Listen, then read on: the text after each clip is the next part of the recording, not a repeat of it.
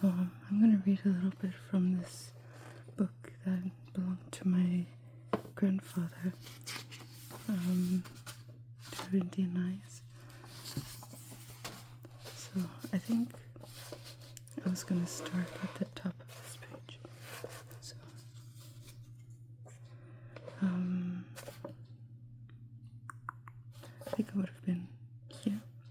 I probably read this part already. I'm going to read the captions first. I wonder if the age the irrigation system engineered by the Hohokam was the most sophisticated in the Western Hemisphere. Is that for the one on the top? Yeah, I think so. That's for the illustration on the top. And then this here. The Hohokam developed the art of etching around the 10th centuries.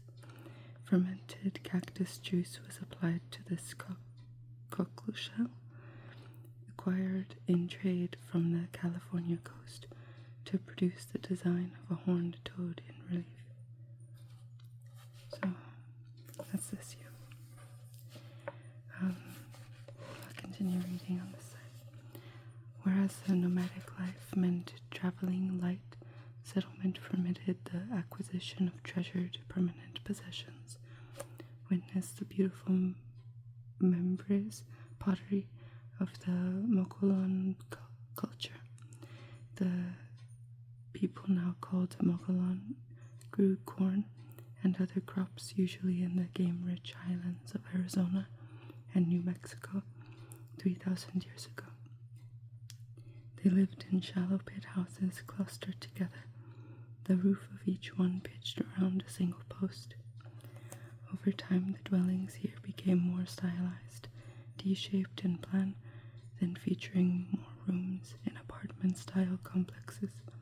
So too, Mogollon pottery evolved from plain brown and red earthenware to painted vessels, red designs on white background, black on white, and polychrome. Whether the stylized figures of animals and people had spiritual meanings cannot be known. In any case, they marked a high level in artistic creation that peaked in the 2nd century AD and disappeared a millennium later, making the desert bloom. During the same general period, the Hohokam people lived handsomely in the semi-arid Sonoran Desert to the west, masterfully adapting to their parched environs. Where water was lacking, they transported it through a system of canals and ultimately stretched hundreds of miles. These aqueducts were built remarkably well. Many remain, and they testify to their builders' understanding of such matters as the mechanics of evaporation. For example, the Hohokam enlarged the carrying capacity of a canal by digging it deeper, rather than taking the easier solution of making it wider, which would have allowed more water to evaporate. Like the neighboring Mogollon, whom they traded, the Hohokam made pottery and decorated it with painted designs. They also etched seashells with acidic liquids, centuries before Europeans developed similar etching techniques. Overlapping both of these cultures to the north were the Anasazi, who left impressive and mystifying monuments in the cliff dwellings of Mesa Verde, and the astonishing Pueblo cities of Chaco Canyon in present-day New Mexico, within an area of 32 square miles, are 9 old Anasazi towns, each containing hundreds of rooms capable of housing thousands of people. These communal dwellings were solar-powered in that their dressed stone walls were built to take maximum advantage of the sun's heat in winter and to limit exposure in the summer. There's this here. It says the Anasazi were renowned basket makers. The one above made of sturdy yucca fibers and decorated with plant and mineral pigments. still had 48 ears of corn stored in it when it was discovered in a cave in Arizona. So that's this year. Does this end? Yeah, that ends on a sentence. So actually, I think I'll read this first. Lively records, vanished lives. There's these pictures here on the top. Ancient cultures do not often leave behind pictorial records of their pastimes, work days, family life, or sense of humor. But the Mogollon people did just that.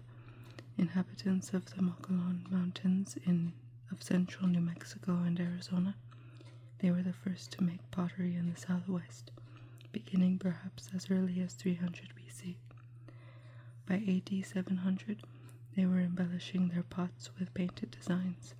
Both decoration and craftsmanship reached a high point in the work of one Mogollon group, the Mimbres group, between 900 and 1200. Their subjects ranged from insects and animals to people engaged in all sorts of activities, from sexual to sacred. When someone died, a bowl with a hole punched in the bottom was placed over his or her face to let the spirit out.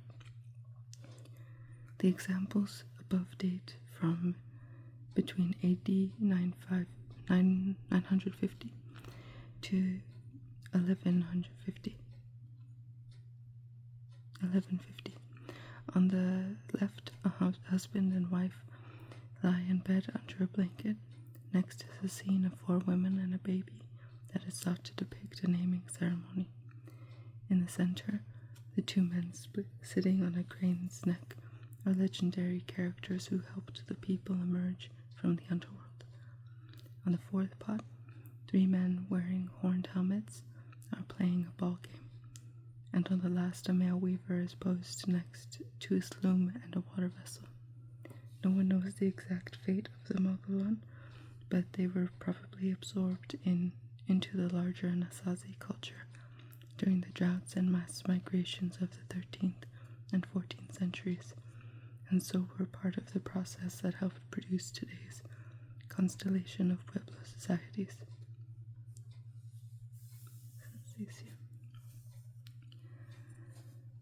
Chaco was busy. It commanded trade in marine shells from the Gulf of California, in turkeys and parrots from Mexico, and in ores, minerals, and metals from throughout the Rocky Mountains. In a manner of speaking, Chaco was a capital of capitalism, for it appears to have been the center of a turquoise-based economy in which that blue gemstone was traded for food and other necessities. It was also a center of learning, certainly in astronomy, as well as agriculture. But it remains an enigma. Why was it abandoned in the 15th century? Why have few human remains been found there? Why did Chaco have the capacity to house a population several times larger than what the land surrounding it could possibly support? Why did its people expend such extraordinary energies, making their roads straight?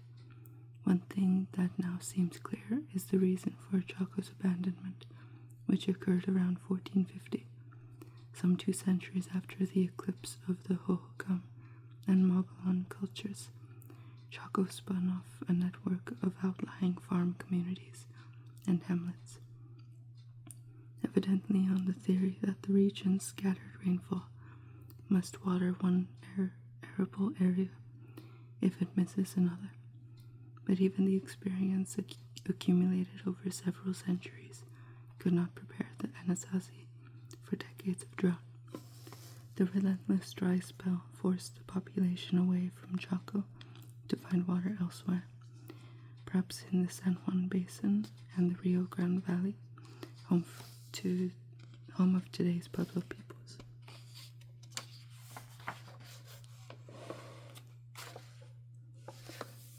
This is one big picture here, and there's a couple little ones here.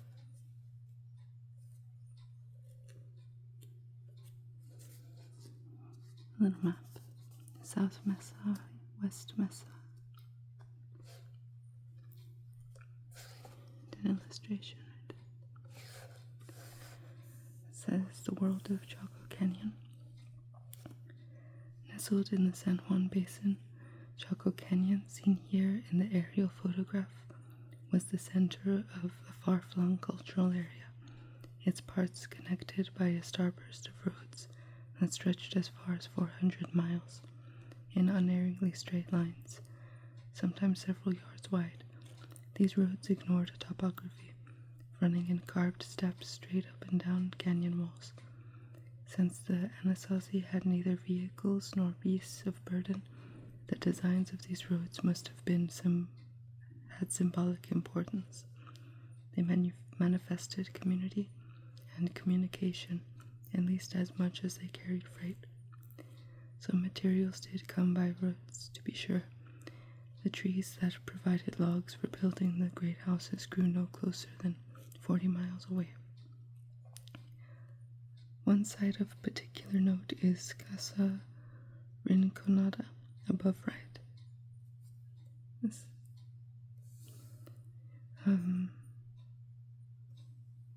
The circular building, 60 feet in diameter, was designed and built perfectly round. Each axis is aligned in a cardinal direction, and the midpoints of all its diameters fall within 4 inches of each other. Casa Rinconada is a kiva, a place for sacred ceremonies that physically reflects its occupant's view of the world.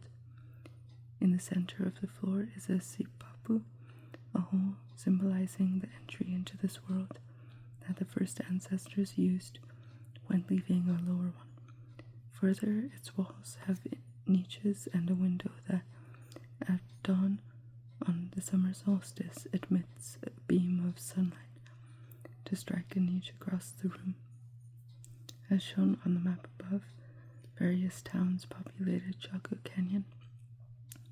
Predominant among them was Pueblo Bonito, whose D-shaped ruins can be seen in the left foreground of the photograph. In an artist's depiction above left, Pueblo Bonito is seen on one of its festival days, which were held regularly in the summer months to bring rain for the crops. A few men can be seen ascending in costume from a kiva, while other celebrants filed down the road from Chetro Kettle and into the plaza. So that's that picture here. And then this is the map they were talking about.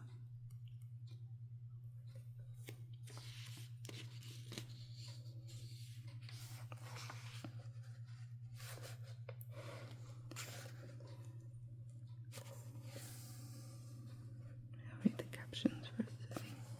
This one here. The ancient figure of a woman from Sukia Island, one of the San Juan Islands south of Vancouver, was carved from elk antler. Her elongated forehead reflects the practice among early peoples of the northwest coast of shaping infant skulls to beautify them. That's this here. And over here it says a 2,000-year-old duck decoy, right? Found in Nevada, was woven from reeds and probably used by paid hunters to lure ducks to Humboldt Lake, a remnant of a once vast inland sea. And just when these long-time inhabitants of the Southwest were adjusting to new conditions, new immigrants were infiltrating their homeland from far to the north. Semi-nomadic Athabascan-speaking groups, later known as the Apache and Navajo, arrived during the 15th and 16th centuries, in time to confront bearded newcomers from even farther away. Survival and surplus. Everywhere in the West, some native peoples developed a way of life that would last thousands of years virtually unchanged, and even survived the first ravages of contact with the Europeans. Early inhabitants of the northwest coast, for example, developed a culture based on the natural bounty of warm ocean currents, was one of the most naturally abundant regions on the earth, and the ease of living there left the people time to devote to a material culture, wood carving, totem poles, large wooden houses, and seaworthy log canoes. They developed an economy of plenty and society built on surplus. When the ancestors of the Kwakiutl people of the northwest coast settled down for winter, they organized feasts known as potlatches, parties designed to display the wealth taken from the waters and forests. A chief would show fabulous hospitality to a rival chief from a neighboring clan, and in so doing threatened the other's bankruptcy, since the guest of was honor-bound to repay the favor. Thus the ancestral Kwakitu built a culture in which clans and families were tied together in webs of mutual indebtedness that lasted generations after generation, as did the communities of substantial log houses they built. When the Chinook people of the Columbia River Basin caught the first salmon of the year as it swam up its natal river to spawn, they treated it with ritual respect, as their forefathers had learned to do. They placed the honored fish on an altar, facing upstream, prayed and roasted it. Each person in the community tasted its flesh, and then its intact skeleton was carefully returned to the river, whence it would swim to the marine world of the salmon people, and report that it had been properly treated. Well into historic times, it appears that the ancestral claim in the annual salmon run was a perpetual legacy. Tribes that had moved away from the riverside continued to have absolute fishing rights, with the salmon returned, as if their treating the salmon with respect had earned them the respect of other peoples as well. Life was a very different experience for the ancestors of the Paiute in the Great Basin, one of the least hospitable places on earth, an arid expanse bounded by the Rocky Mountains on the east and the Sierra Nevada on the west. These people were on the move more or less constantly, traveling in small bands, carrying most of their worldly goods with them, as season by season they ranged across the landscape in search of edible plants and game. Periodically, some of these mobile bands joined forces to hunt and socialize. Each family owned a net made of twisted fiber, and several of these would be tied together into a single barrier that might be several hundred yards long. Then the people beat the desert bushes and drove rabbits into the net, hundreds and sometimes thousands of them. The bag would be divided among the families, and doubtless a celebration ensued. When the hunt and festivities were done, the family bands parted again to go their separate ways. Two other regions west of the Mississippi are worth noting, one for its vast size, the other for its complexity. The Great Plains, comprising an area of almost 1 million square miles, stretch from near the Mississippi to the east slope of the Rocky Mountains, and from Texas well into Saskatchewan. For thousands of years, people thrived here, first with spears, then atlatls, and later bows and arrows. They hunted with the big Pleistocene beasts and the lesser ones, bear, sheep, deer, antelope, bobcat, coyote, and others. But foremost among their prey was the bison. This herding animal was hunted throughout the ancient times, using methods that were models of cooperative effort. Many kill sites have been excavated and show where hunters stampeded herds of bison in a certain direction and drove them off cliffs or into dry gullies where they were trapped and killed, with dogs pulling the sledges on poles. Called travois, early plains people moved often in summer. When traveling and hunting were easiest, they tended to stay put for the winter, waiting out the cold weather. The societies of California are more difficult to summarize because, as now, the land was a patchwork comprising seacoast, lush forest, desert, mountain, and fertile valley. Culturally, it became as complex as it was geographically, with perhaps 1/3 of a million people living in hundreds of distinct communities when Europeans first arrived. Pottery was only minor importance here. Instead, early Californians brought the craft of basket making to peaks of artistry and utility. Many nations produced exquisite baskets, decorating them with woven designs, feathers, and beads made of abalone shell and other color-rich materials. The most gifted basket makers used their wares instead of pots, plating them so finely that they were watertight and could be used for storing liquids, even cooking with heated stones. So I'm going to read these two captions first.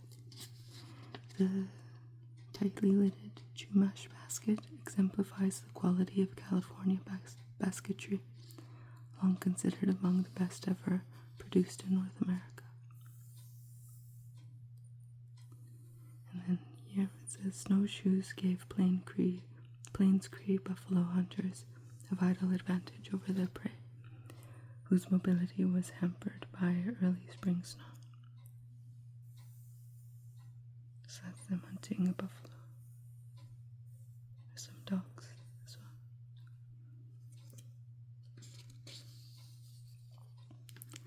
A triumph too often overlooked was the use of acorns as a dietary staple. Acorns contained lethal quantities of tannin, yet native Californians had discovered that when acorns are soaked, ground into flour, mixed with water and baked, they make a highly nutritious food. Just as the processing of wheat and rice marked a breakthrough in distant worlds of Europe, Africa, and Asia, the processing of acorns to remove active poisons represented an epochal milestone here.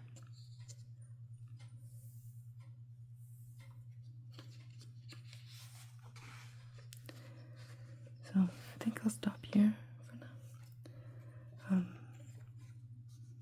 I'll continue reading this book in another video. Yeah. So I hope you enjoyed that. Hope it helped you fall asleep a little bit. Yeah. Thank you for watching my video.